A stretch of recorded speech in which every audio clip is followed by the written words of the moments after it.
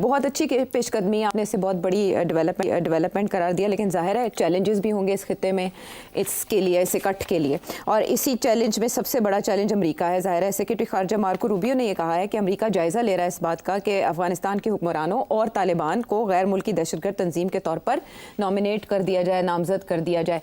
तो क्या अफगान तालिबान ब्लैकमेल हो सकते हैं अमेरिका के हाथों? नहीं, मेरा ख्याल है थोड़ी सी इसमें ट्विस्ट है। वो पहले इनको एज अ टेररिस्ट ऑर्गेनाइजेशन करार दिया था जी, उसको रिव्यू कर रहे हैं। अच्छा, कि वो क्लासिफिकेशन ठीक थी या गलत थी। ये नहीं कि कोई नई क्लासिफिकेशन कर रहे हैं। और इसमें यह है कि या तो वो तालिबान को डिक्लासिफाई कर देंगे एज अ टेररिस्ट ऑर्गेनाइजेशन, अच्छा, या ये टेररिस्ट ऑर्गेनाइजेशन रखेंगे ये लेबल उनके ऊपर। ये रिव्यू हो रहा है। ओके, अच्छा, अब बात यह है कि इट्स वेरी इंटरेस्टिंग कि ये एकदम खबर आई है जी, जैसे चाइना पाकिस्तान तालिबान के तल्लुकात बढ़ने लगे हैं और चाइना आ गया गेम के अंदर, तो एकदम अमेरिका जाग उठा है। एक ही हो रहा है। तो मेरा ख्याल है this is in reaction to that कि अब तालिबान के साथ हमारे तल्लुकात क्या होंगे। तो ये वो बिल्कुल वो कैरेट एंड स्टिक कि हमारे साथ भी तल्लुकात होने चाहिए, हमें एक्सक्लूड नहीं करना चाहिए, बिकॉज इनके भी बड़े इंटरेस्ट है ना मिनरल डेवलपमेंट में एंड सो ऑन। वो तो ट्रम्प का ख्वाब है, आपको पता ही है। एक तरफ वो इंटरेस्ट है इनका, दूसरी तरफ ये है कि धमकी दे ये, क्योंकि सबसे बड़ी बात ये है ना, अभी कोई रिकग्नाइज नहीं कर रहा ना इनको जी, कोई गवर्नमेंट रिकग्निशन नहीं हो रही है। उसकी वजह यही है कि अमेरिका जो है अभी उसने माफ़ नहीं किया ना कि उनके साथ हुआ है। तो ये दो चीज़ें हो रही हैं। एक ये कि रिव्यू किया जा रहा है कि अमेरिकन विड्रॉल वहाँ से कैसे हुई कि उसमें, और उसके अंदर आपको पता है ना वो जाते जाते जब एक बम फटा था जी, वो हलाकतें हुई थी बड़े पैमाने पर। वो इशू है अमेरिका के लिए। तो ये मेरा ख्याल है this is a carrot and stick approach. एक तरफ वो खोल देंगे फाइल ऑन द तालिबान के आप टेररिस्ट हैं कि नहीं है और उस वक्त क्या हुआ था और क्या नहीं हुआ था। ठीक। दूसरी तरफ वो फिर ये भी कहेंगे कि आप चाइना को अंदर ला रहे हैं तो हमें भी सीट दे, हमें ना एक्सक्लूड करें। तो ये नहीं छोड़ेंगे कि सारा चाइना जो है वो टेक ओवर कर ले। They want their own interest over there. So I think इस किस्म की कशमकश चलेगी। आप देखिएगा तालिबान जो है जैसे इंडिया पाकिस्तान दोनों के साथ खेलना चाह रहे हैं, इसी तरीके से वो चाइना और अमेरिका के साथ भी खेलेंगे। आप देख लीजिएगा।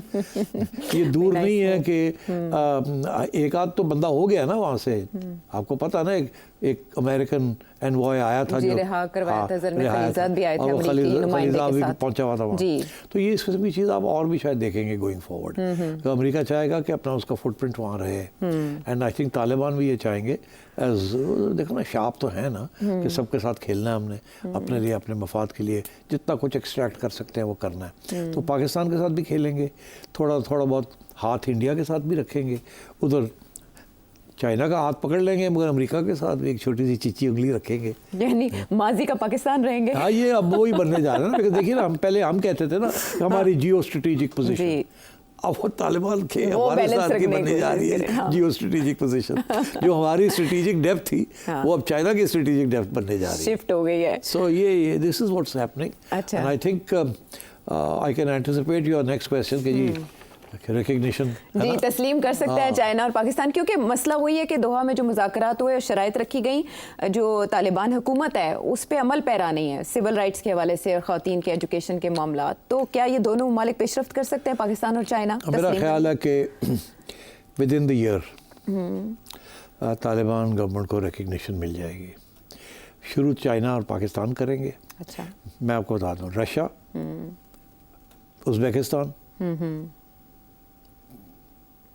China, Pakistan, possibly even Turkey, okay, possibly even Iran.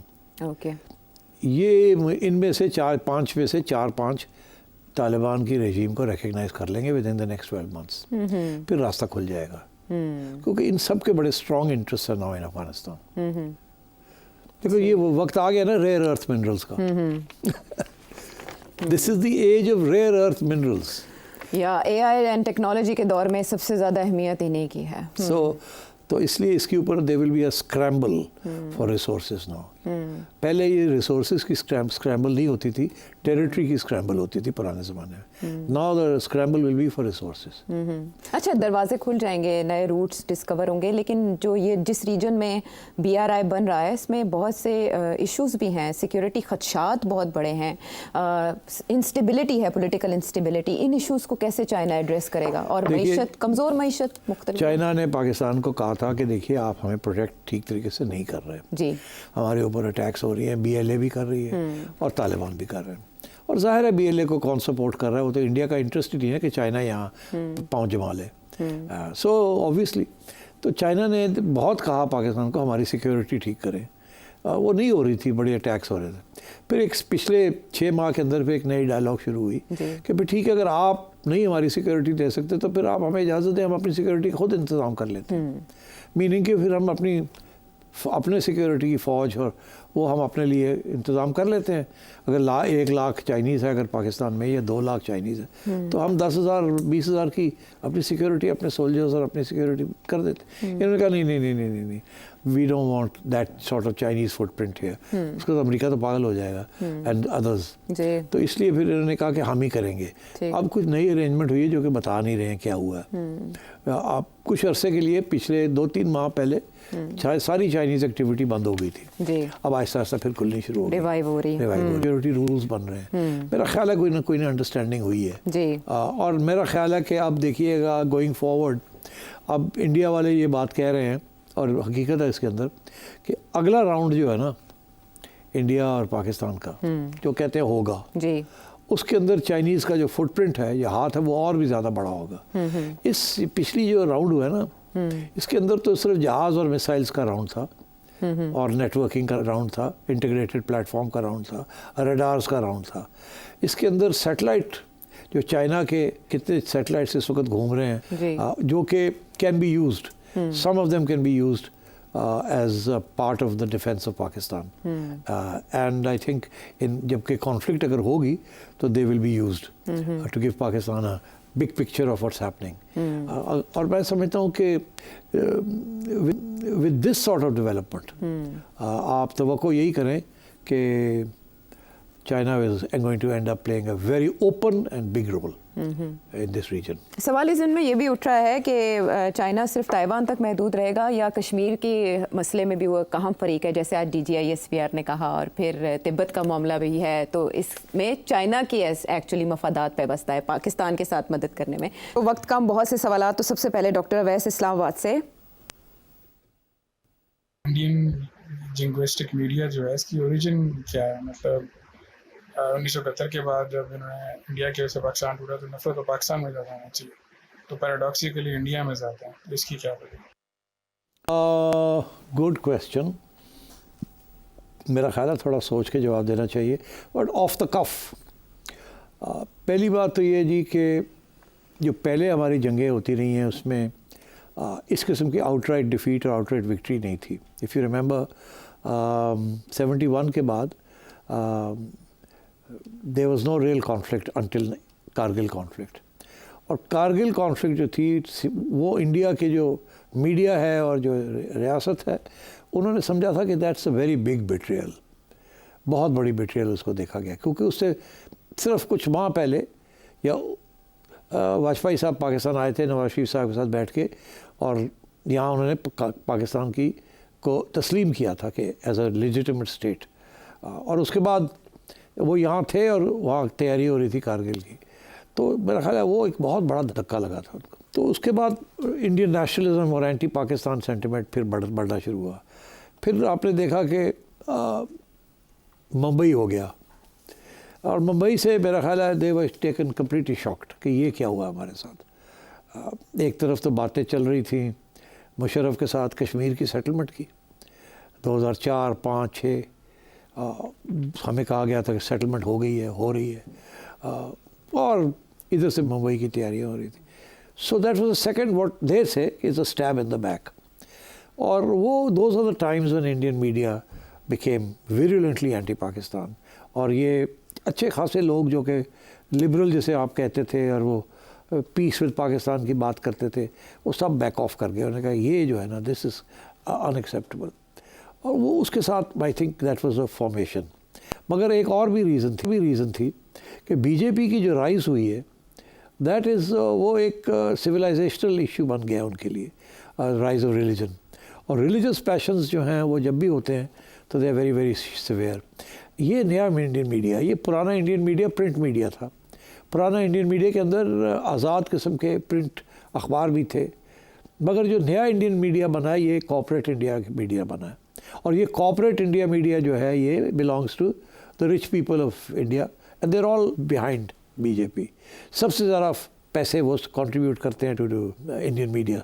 And आपको पता नहीं कि हमारे ज़माने में, पुराने ज़माने में अखबारों के एडिटर्स जो थे वो जर्नलिस्ट होते थे, अब कॉर्पोरेट सेक्टर के मैनेजर्स आके बैठ गए हैं एज एडिटर्स, तो बिल्कुल कॉर्पोरेटाइज हो गया और उससे profits and political interest are more important than independence of media. तो ये इंडियन जिंगुइज्म जो है ना, इसका थर्ड डायमेंशन ये है कि इंडिया अब अपने आप को as a great power, budding great power, potential great power बन रहा है। उनकी मिडिल क्लास जो है, अर्बन मिडिल क्लास, वो 300 मिलियन के करीब है, उनको ये गोली दी जा रही है थ्रू आउट कि हमारे यूनिवर्सिटीज़, हमारे professionals all over the world, we are now gaining ground as the fourth largest economy in the world, or the fifth largest economy in the world, and India is leading in this and India is leading in that. तो एक पूरा एक माहौल वहाँ बना हुआ है जिसके अंदर फिर बीजेपी ने भी अपनी जन्म ली इस तरीके से एग्रेसिवली, एंड नाउ देयर 10 साल हो गए देयर रूलिंग।